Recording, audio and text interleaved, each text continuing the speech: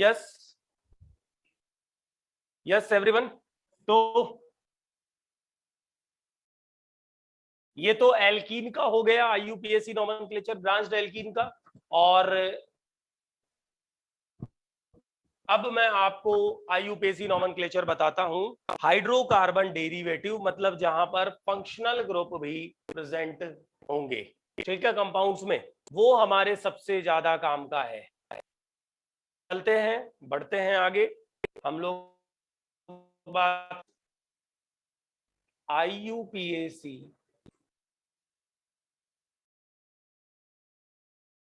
Nomenclature of hydrocarbon derivative.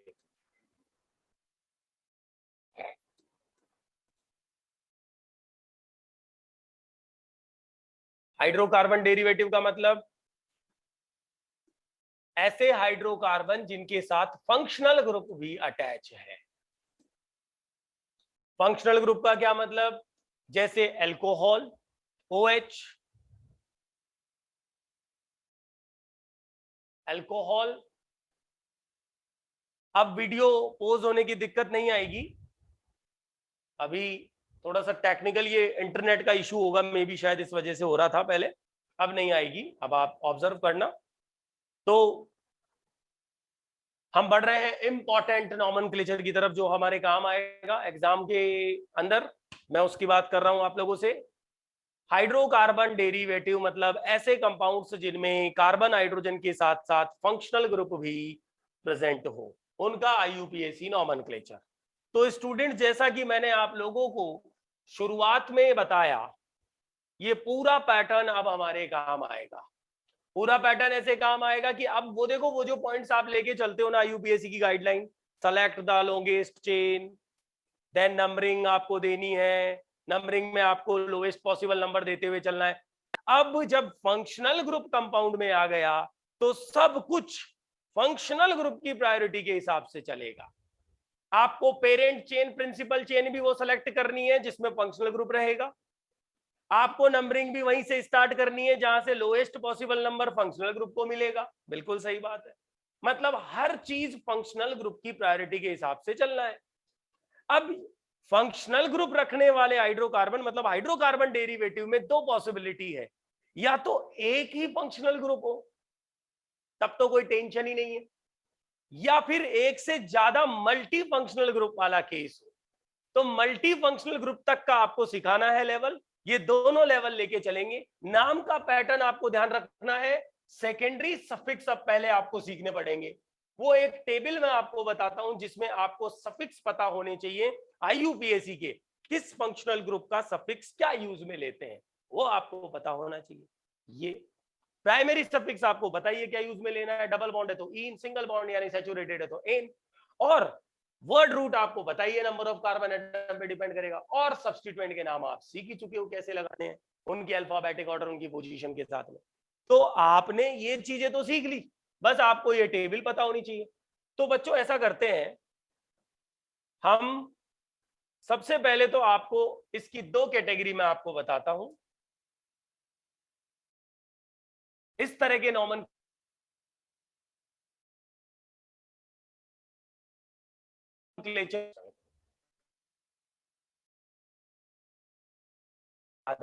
यानी कि multi functional group. जब एक फंक्शनल ग्रुप है, लॉन्गेस्ट चेन में आपको एक ही फंक्शनल ग्रुप को सेलेक्ट करते हुए चलना है, नंबरिंग करते वक्त भी आप उस एक फंक्शनल ग्रुप को प्रायोरिटी देते चलोगे। अब आपको बस उसका सेकेंडरी सफिक्स पता हो, जैसे OH का, एल्कोहल का आप ऑल लगाते हो, जैसे एल्डिहाइड का आप एल लगाते हो, जैसे कार्बोक्सिलिक एसिड का आप इक एसिड लगाते हो। तो वर्ड रूट, प्राइमरी सफिक्स और उनके बाद सेकेंडरी सफिक्स, हमें इसकी नॉलेज लेनी है। इंडिविजुअल अगर हम कंपाउंड में चले तो उनका पैटर्न जो क्या है, नेम क्या रहेगा यूपीएससी का, वो हमें पता चलना चाहिए। अच्छा फिर देखो, सिंगल में तो कोई दिक्कत नहीं है, मल्टी फंक्शनल ग्रुप का यदि हमारे सामने केस आ जाए, मल्टी फंक्शनल ग्रुप का, तो मल्टी फंक्शनल ग्रुप के केस में क्या होगा? मल्टी फंक्शनल ग्रुप के केस में क्या होगा कि मल्टी फंक्शनल ग्रुप के केस में दो या दो से ज्यादा फंक्शनल ग्रुप होंगे। एक फंक्शनल ग्रुप देनी होती है, सेकेंडरी फंक्शनल ग्रुप मान लेते हैं और की तरह ट्रीट करते हैं। तो दोनों को एक साथ लेके चलेंगे। मैं एक ही बात कह रहा हूं, मल्टी और सिंगल दोनों ही चीजें सीखने के लिए आपको प्रायोरिटी टेबल सीखनी पड़ेगी। तो मैं देता हूं प्रायोरिटी टेबल, यहां लिख देता हूं मैं प्रायोरिटी टेबल ऑफ, और प्रायोरिटी कुछ नामशनल ग्रुप, यहां मैंने लिख दिया उनका यूपीएसी नेम, और यहां मैंने लिख दिए उनके प्रीफिक्स, और यहां मैंने लिख दिए उनके सफिक्स।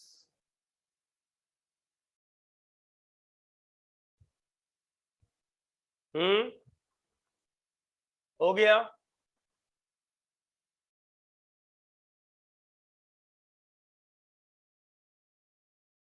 देखिए इस तरह से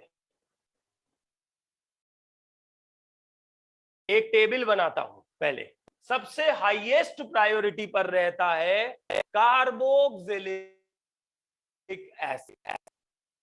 कार्बोक्सिलिक एसिड जो है सबसे हाईएस्ट प्रायोरिटी पर रहता है, और कार्बोक्सिलिक एसिड के लिए सफिक्स लिया जाता है यूज में इक एसिड।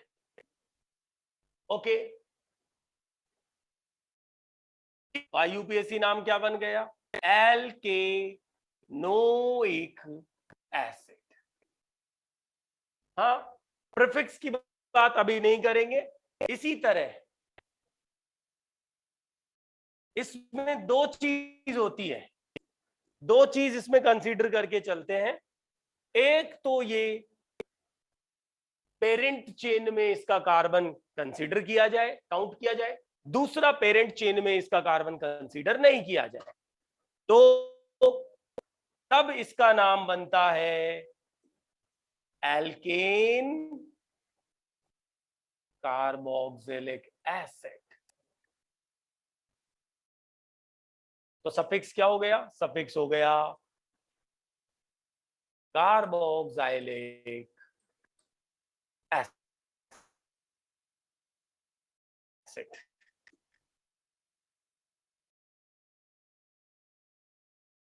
सबसे पहले इसको ध्यान रखना है।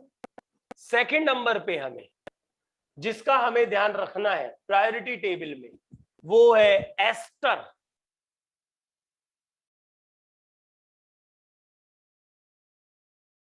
एस्टर का सफिक्स होता है O8, और एस्टर के लिए नाम बन जाता है एल्किल एल्केनोइट। प्रीफिक्स की रिक्वायरमेंट यहां भी नहीं होती।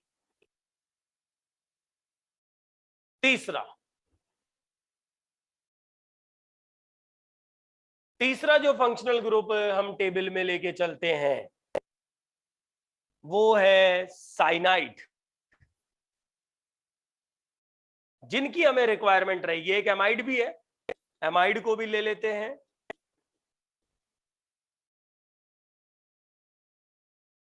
एमाइड के लिए सफिक्स लिखा जाता है एमाइड, और नाम बन जाता है एनामाइड। नाम क्या बन जाता है इसका? एल्केनामाइड। ठीक है, अब इनके प्रीफिक्सेस की रिक्वायरमेंट हमें इस लेवल पे नहीं रहेगी। आपको मैं बता दूं कि प्रीफिक्स की जरूरत हमें तब पड़ेगी जब हम मल्टी फंक्शनल ग्रुप वाले केस पर चलेंगे। जब 2 या 2 से ज्यादा फंक्शनल ग्रुप है तो प्रायोरिटी ऑर्डर की भी जरूरत पड़ेगी। जो हाईएस्ट प्रायोरिटी पर है वो मेन फंक्शनल ग्रुप होगा, और दूसरे वाले फंक्शनल ग्रुप जो होंगे वो सेकेंडरी फंक्शनल ग्रुप मतलब सब्स्टिट्यूएंट की तरह ट्रीट होंगे। जब वो सब्स्टिट्यूएंट की तरह ट्रीट होंगे मल्टी में, तो उनके प्रीफिक्स लिए जाएंगे। एस्टर और एमाइड के प्रीफिक्स की रिक्वायरमेंट नहीं रहती, लेकिन जो नेक्स्ट मैं आपके सामने लेके चल रहा हूं उसके प्रीफिक्स की हमें स्ट्रॉन्ग रिक्वायरमेंट रहेगी। वो कंपाउंड है साइनाइड।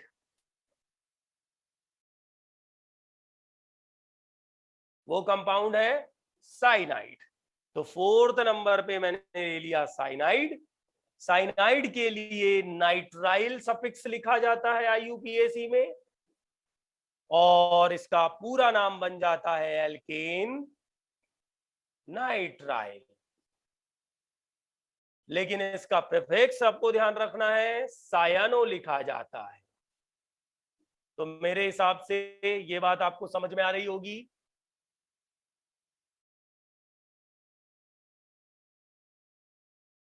ठीक है, चलिए इसके बाद 5th नंबर पे मैं आपको बताता हूं एल्डिहाइड। एल्डिहाइड के लिए नाम सफिक्स लिखा जाता है एल। एल्डिहाइड का नाम बन जाएगा एल्केनेल, और एल्डिहाइड के लिए प्रीफिक्स लेते हैं या तो फॉर्बिल या फिर ओक्सो। ठीक है, तो मेरे हिसाब से ये भी आपको समझ में आ रहा होगा। ओके, कीटोन की बात कर लें।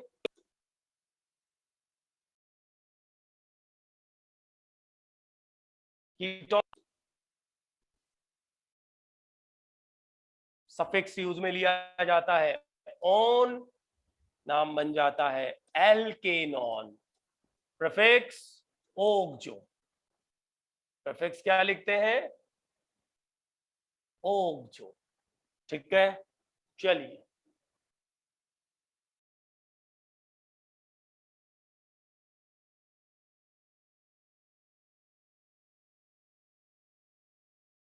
इसके बाद 7वें नंबर पे एल्कोहल, नाम एल्केनॉल, suffix all. Prefix hydroxy.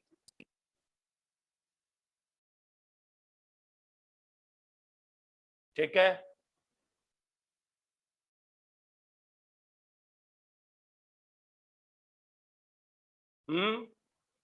Alcohol के बाद जो हमें ध्यान रखना है वो है एमीनो। एमीनो का सफिक्स एमीन होता है।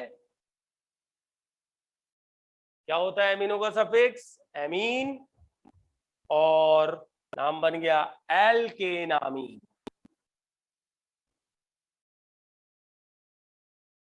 Prefix amino.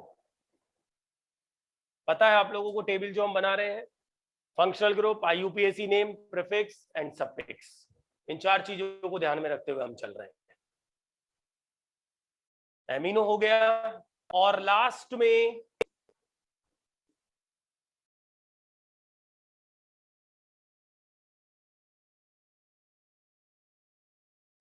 में है, ये तो फंक्शनल ग्रुप्स हो गए। आपको ध्यान रखना है दैट नाइट्रो, ईथर और हैलोजन, इनको फंक्शनल ग्रुप में नहीं गिना जाता। They always consider into substituents. They are only substituents. तो इनके सफिक्स की रिक्वायरमेंट नहीं रहेगी, केवल इनको नाम से पहले एज ए सब्स्टिट्यूएंट लिखा जाएगा। ठीक है, तो ये प्रायोरिटी टेबल मैंने आपको सबसे पहले शेयर की है। एक्चुअली ये शेयर मैंने क्यों की उसका रीजन मैं आपको बता देता हूं, कि मैं आप लोगों को सिखा रहा हूं IUPAC nomenclature of hydrocarbon derivative, एक सिंगल फंक्शनल ग्रुप के साथ में, एक मल्टी के साथ। अब दरअसल सिंगल फंक्शनल ग्रुप सबसे पहले हम पढ़ेंगे, और सिंगल फंक्शनल ग्रुप में हमारे सामने कोई एक फंक्शनल ग्रुप होगा, इनमें से कोई एक जो हमारे काम का है, मैंने वो ले टेबल में वही लिया। टेबल में और भी ग्रुप आ सकते हैं, पर जो हमारे काम के हैं मैंने वो ले लिया CUET एग्जाम में, वो मैंने आपको बता दी। 12th लेवल के हिसाब से जो नॉमेनक्लेचर काम किया, ये फंक्शनल ग्रुप सिंगल अगर होंगे तो आपको बस वर्ड रूट, प्राइमरी सफिक्स और सेकेंडरी सफिक्स, ये सेकेंडरी सफिक्स है, कौन सा ग्रुप है उसका सेकेंडरी सफिक्स जोड़ देना, बस सिंगल फंक्शनल ग्रुप वाले नॉमेनक्लेचर तैयार है आपके। और उनका पूरा नाम ये बनेगा, इसमें एल्क वर्ड रूट है जो नंबर ऑफ कार्बन एटम पे डिपेंड कर रहा है, मैथ, एथ, प्रॉप, ब्यूट, और एन सैचुरेशन, अगर डबल बॉन्ड आ जाता है तो इन लगा देंगे, ट्रिपल तो आइन, और उसके बाद आगे सफिक्सेस लगाए हुए सेकेंडरी। तो सिंगल फंक्शनल ग्रुप वाले नाम हो गए। मल्टी फंक्शनल ग्रुप यदि आता है तो प्रायोरिटी ऑर्डर काम में लेंगे, जो हाईएस्ट प्रायोरिटी पर है उसको फंक्शनल ग्रुप मान लेना, लोअर वाले को सब्स्टिट्यूएंट मान लेना। जब वो सब्स्टिट्यूएंट बन जाएगा, खास तौर पे साइनाइड, एल्कोहल, एल्डिहाइड, एमिनो, तो इनके प्रीफिक्स, इनके सब्स्टिट्यूएंट के प्रीफिक्स मैंने आपको बताया। तो मल्टी में ये प्रीफिक्स काम आते हैं, और सिंगल में प्रीफिक्स का कोई यूज नहीं है। सिंगल फंक्शनल ग्रुप वाले IUPAC में सफिक्सेस के यूजेज है जो मैंने आपको बता दिए, इनके नाम बता दिए। और अब मैं स्टार्ट करता हूं आप लोगों के सामने सिंगल फंक्शनल ग्रुप के एग्जांपल्स। सबसे पहले हम लेते हैं सिंगल फंक्शनल ग्रुप के एग्जांपल्स। तो ये तो हमें पता लग गया ना, ये क्या है, सब्स्टिट्यूएंट से है ना, और सब्स्टिट्यूएंट से तो बच्चों नाइट्रो के लिए हम क्या लिखते हैं, प्रीफिक्स नाइट्रो। ईथर के लिए एल्कोक्सी, और हैलोजन के लिए हेलो, फ्लोरो, क्लोरो, ब्रोमो, आयोडो, है ना, जिस भी तरह से है, क्या है ये, prefix.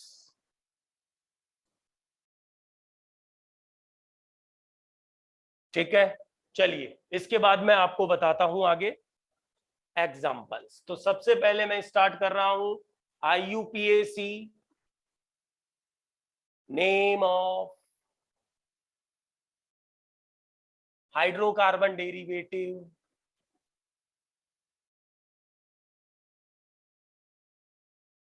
having single functional group,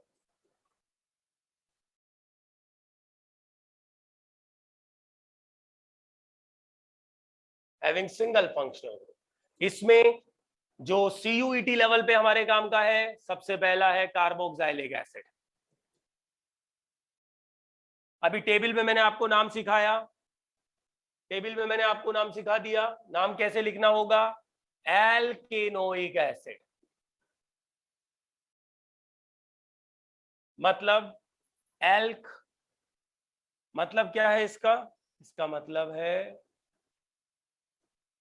elk plus N plus oic acid. तो एल्क क्या है, वर्ड रूट, एन क्या है, प्राइमरी सफिक्स, ओइक एसिड क्या है, सेकेंडरी सफिक्स, और यदि कोई ब्रांच चेन चल रही है सब्स्टिट्यूएंट्स तो वो यहां लिख देंगे।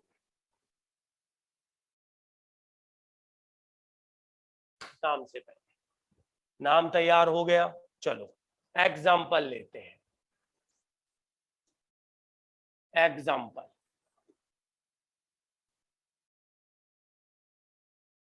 पहला HCOOH, पहला एग्जाम्पल क्या है, HCOOH। एक कार्बन के लिए मैथ, सैचुरेशन के लिए एन, ओइक एसिड, क्या बन गया, मेथिनोइक एसिड। ट्राइवियल में क्या कहते थे इसको, फॉर्मिक एसिड, IUPAC में मेथिनोइक एसिड। एग्जाम में सवाल पढ़ लीजिएगा कि IUPAC पूछा है या कॉमन ट्राइवियल नेम पूछा है ना।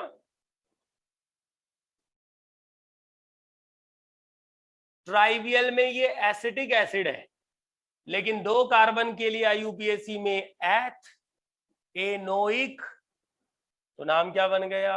एथीनोइक एसिड।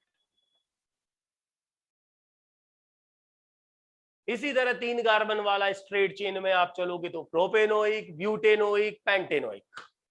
तो कार्बोक्सिलिक एसिड के स्ट्रेट चेन वाले समझ में आ गए। ब्रांच्ड चेन पे चले,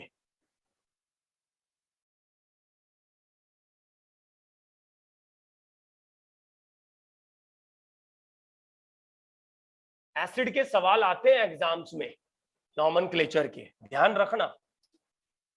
तो ये जो आइसोब्यूटायरिक एसिड ट्राइवियल में था,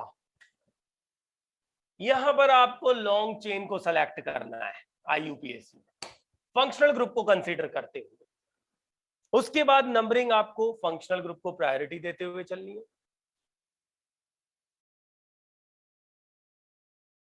तो अब नाम क्या बन गया? 2-मेथिल प्रोपेनोइक एसिड। ये तो बच्चों मैंने नाम बताया आपको आईयूपीएसी, जबकि ट्राइवियल में ये था आइसोब्यूटायरिक एसिड। तो कई बार ऐसे सवाल बन जाता है ना? ये तो था आईयूपीएसी और ये है ट्राइवियल। आइसोब्यूटायरिक एसिड का आईयूपीएसी नाम होगा 2-मिथाइल प्रोपेनोइक एसिड। ठीक, इसी तरह आप आइसोवैलेरिक एसिड का आईयूपीएसी नाम भी लिख सकते हो, आइसोवैलेरिक एसिड।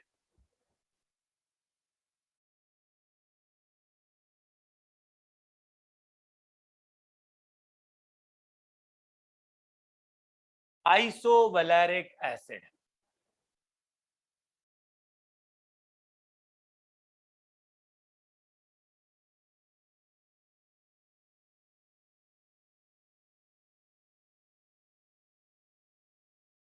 पांच कार्बन वाला लॉन्ग चेन। अब ये तो ब्रांचिंग हो गई, नंबरिंग। तो अब नाम क्या बन गया आईयूपीएसी में? नाम बन गया three methyl, 3-मिथाइल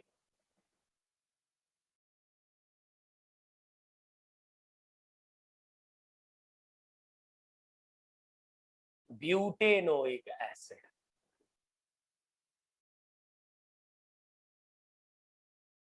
three methyl butanoic acid. ठीक है, इसी तरह हम अगर और कुछ एग्जाम्पल लें कार्बोक्सिलिक एसिड में,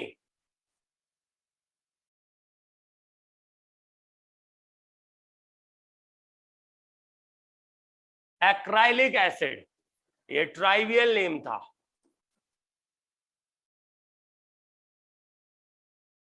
मैं साथ में आप लोगों को ट्राइवियल नाम भी बता रहा हूं।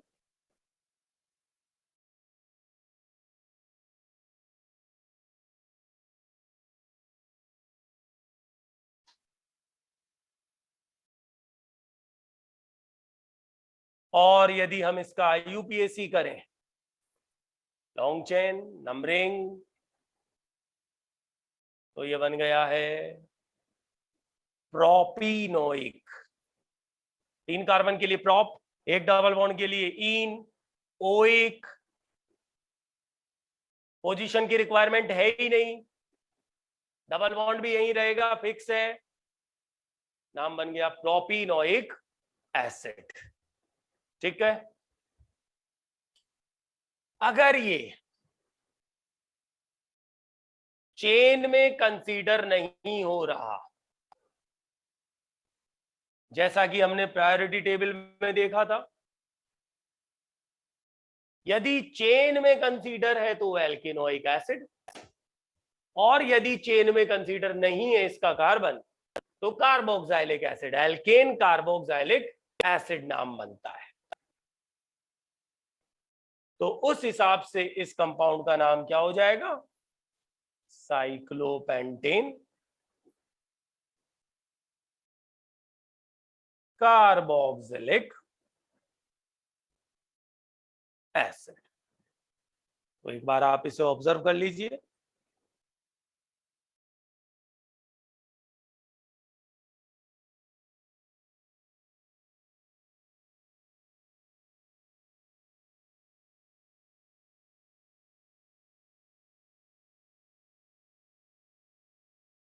तो ये तो बात हो गई carboxylic acid single functional group में, जो सबसे ज्यादा इंपॉर्टेंट है, जहां से एग्जाम में सवाल बनता है। और इसके बाद एस्टर हमारे स्कोप में नहीं है, एमाइड भी हमारे स्कोप में नहीं है, लेकिन नाम मैंने आपको बता दिए हैं कैसे आपको लेने हैं उनके काम में। अगर कल को ऐसा कोई क्वेश्चन बने तो वैसे यूज में नहीं आएगा, क्योंकि 12th लेवल पे नहीं है, एसिड डेरिवेटिव नहीं है। तो फिर अब हमारे काम की चीज क्या है? अब हमारे काम की चीज है सबसे पहले तो एल्डिहाइड्स।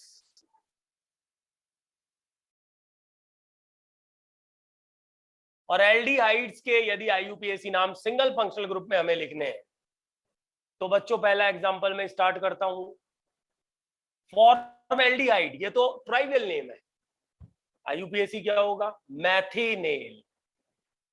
मैथेन से आगे आपने जोड़ दिया एल सफिक्स, मैथिनेल, जबकि इसका ट्राइवियल नेम क्या था? फॉर्मएल्डिहाइड। आईयूपीएसी क्या है? मैथिनेल। दोनों में बहुत फर्क आ गया ना। एसीटैल्डिहाइड ये इसका ट्राइवियल नेम था, एथेनेल ये इसका आईयूपीएसी नेम होगा।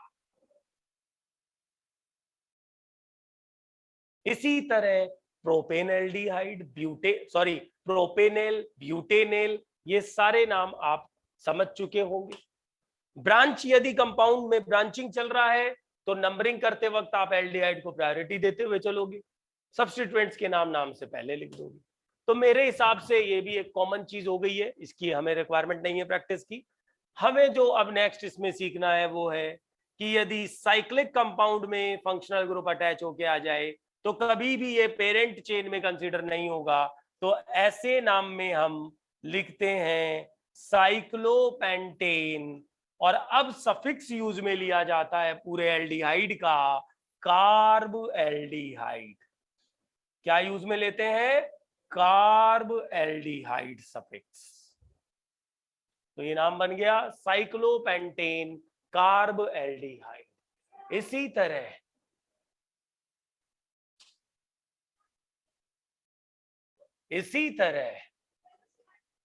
Pyrrole 2 carb aldehyde.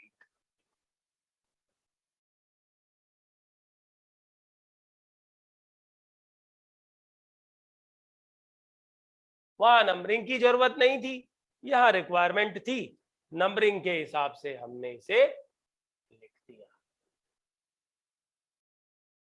हाँ जी, एल्डिहाइड का नॉमेनक्लेचर होने के बाद हम कीटोन का भी देख सकते हैं, और कीटोन भी बहुत आराम से हम कर पाएंगे, क्योंकि कीटोन में हमें एल्केनॉन लिखना है। एल्डिहाइड में हम क्या लेते हैं?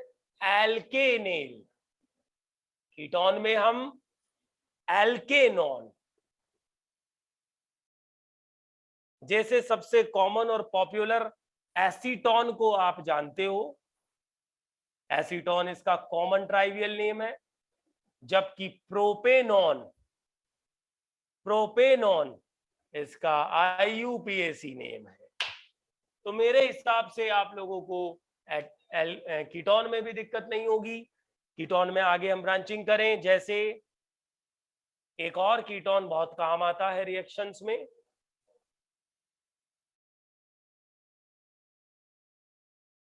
ये है 2 ब्यूटेनॉन, आईयूपीएसी नाम।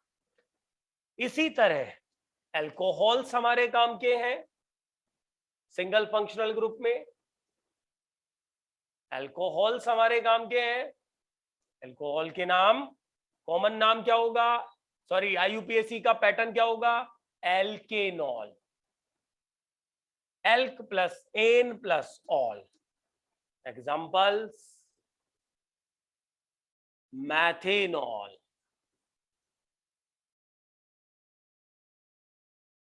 IUPAC वाले ये नाम ज्यादा पॉपुलर है अल्कोहल के, एथेनॉल, जबकि ट्राइवियल में इनको मिथाइल अल्कोहल, इथाइल अल्कोहल बोलते हैं।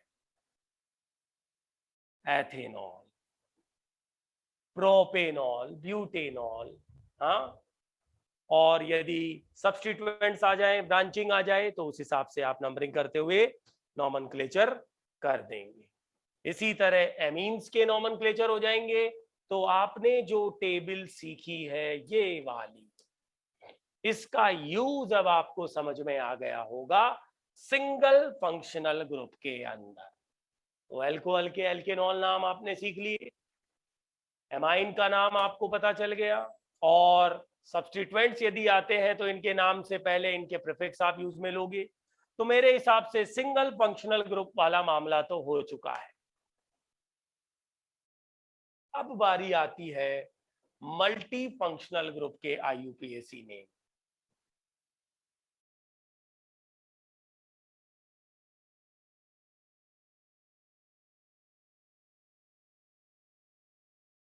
ऑफ हाइड्रोकार्बन डेरिवेटिव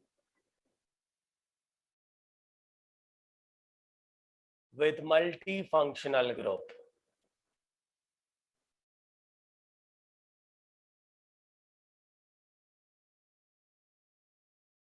मल्टी मतलब दो या उससे ज्यादा। तो आपको क्या करना है, प्रायोरिटी टेबल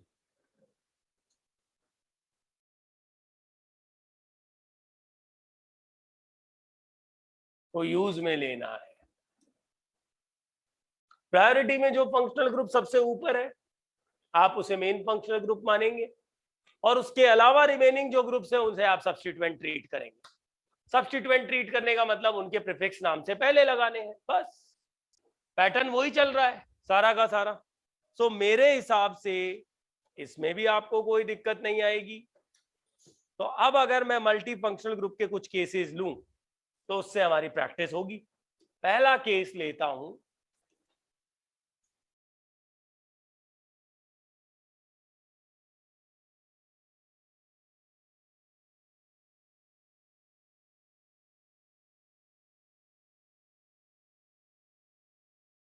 पहला केस जो है वो ये रहा।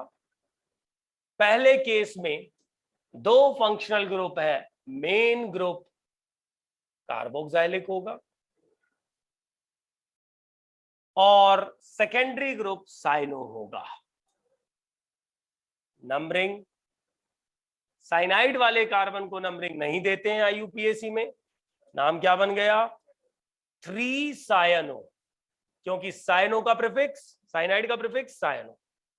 3 कार्बन के लिए प्रोपेनोइक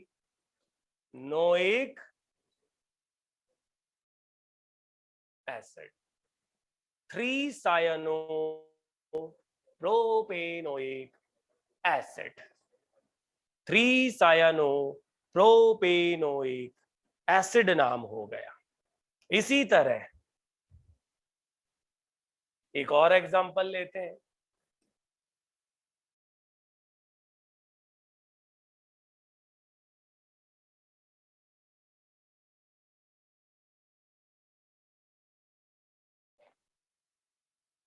हाईएस्ट प्रायोरिटी पर कार्बोक्सिलिक एसिड है,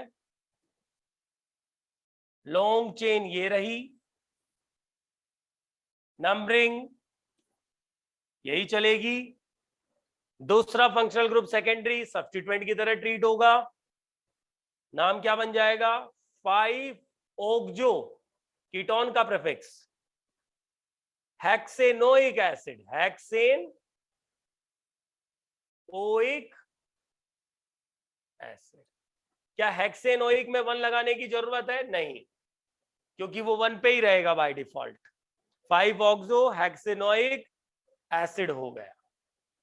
इसी तरह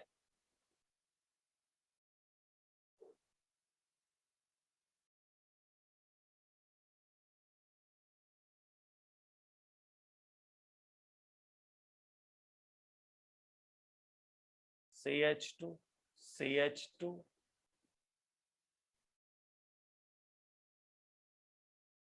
7 कार्बन, 7 कार्बन्स की चेन और 2 फंक्शनल ग्रुप, एक एल्कोहल एक कीटोन। कौन पहले प्रायोरिटी पे रहता है? कीटोन। चेन ये रही, नंबरिंग कीटोन को प्रायोरिटी देते हुए, मेन फंक्शनल ग्रुप वही है। सेकेंडरी फंक्शनल ग्रुप को किसकी तरह ट्रीट करेंगे? सब्स्टिट्यूएंट की तरह। नाम 7 हाइड्रोक्सी, 7 हाइड्रोक्सी हेप्टेन 2 ऑन। इस बार 2 ऑन दिखाना जरूरी है क्योंकि कीटोन की पोजीशन बदल सकती है। 7 हाइड्रोक्सी हेप्टेन 2 ऑन इसका नाम बन जाएगा। तो मल्टी फंक्शनल ग्रुप के कुछ प्रैक्टिस मैंने आपको बताई है, इसमें बस हमें प्रायोरिटी को ध्यान रखना होता है, मेन फंक्शनल ग्रुप उसे मानना होता है, रिमेनिंग फंक्शनल ग्रुप को हमें सेकेंडरी मतलब सब्स्टिट्यूएंट की तरह ट्रीट करना होता है। तो ये IUPAC का एक कॉमन पैटर्न मैंने आप लोगों से शेयर किया है। अलग अलग चैप्टर में जब हम बढ़ेंगे, इनके अलावा कुछ और नाम होंगे तो वो मैं आपसे शेयर कर लूंगा। बाकी जो 12th लेवल के चैप्टर है CUET के, उनके जो कॉमन पैटर्न जो IUPAC और ट्राइवल नेम्स है वो तो हो चुके हैं, वो आपने सीख लिए। मल्टी फंक्शनल ग्रुप वाली चीज भी आपने सीख ली, सिंगल वाली भी आपने सीख ली, इतना मोर देन सफिशिएंट है। और अगले की वीडियो में हम लोग आगे बेसिक कॉन्सेप्ट्स पहले आप लोगों को सिखाए जाएंगे जनरल ऑर्गेनिक केमिस्ट्री के, और उसके बाद फिर चैप्टर वाइज हम आगे बढ़ेंगे। तो मिलते हैं नेक्स्ट लेक्चर में।